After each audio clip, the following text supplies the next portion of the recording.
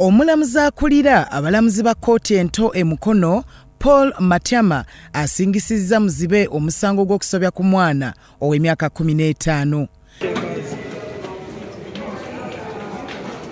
Ivan Birungi ow'emyaka 44 ye yasingisiddwa omusango oluvannyuma lwa ye kennyini okukkiriza mu maaso g'omulamuzi nti ddala kituufu yasobya ku muwala ono. Oludda oluwaabi nga lukulembeddwamu Josephine Nanyonga lwategeezezza kkooti nti Birungi yalagiriza omuwala ono okuva mu kyalo ng'ategeezezza bazadde be nti yali agenda kumuyambako ku mirimu olw'embeera ye okuba nti muzibe. Wabula nti oluvannyuma lw'okumuleetera omuwala ono mu Kampala gye yali akolera ogw'okusabiriza okusobola okwebeezaawo, mbu yapangisa loogi gye yasula n'omuwala nga mu kiro yasula mu Kabasanya.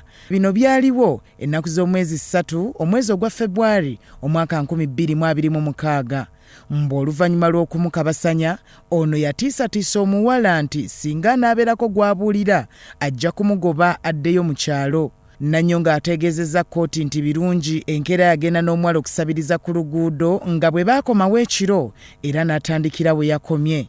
Oluvannyuma lw'okuwulira bino, Birungi akkirizza nga bwe yazza omusango wabula n'afukamira ku maviivi ne yeetondera Katonda ne kkooti ng'agamba nti omusango gwe yazza agutegedde nti kituufu yakola ensobi. Ekitiibwa nange nina kye nsaba nga nfukamidde mu maaso ga kkooti.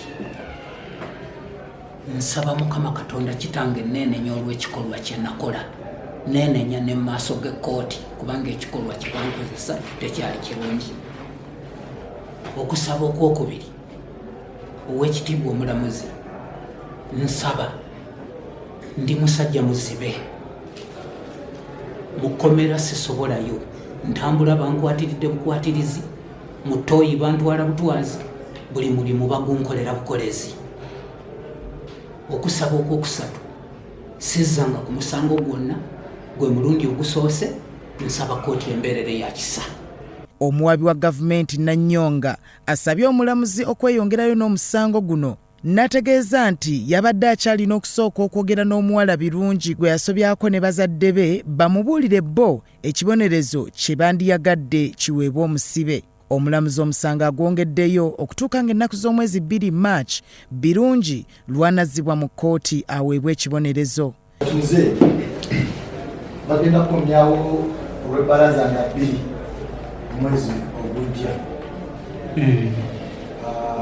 Tulida wa gavumenti mwadde ogudde paka nga 2 omwezi ogujja okukomawo wano atubulire bw'alowooza ku kibonerezo ki ekyokukuwa.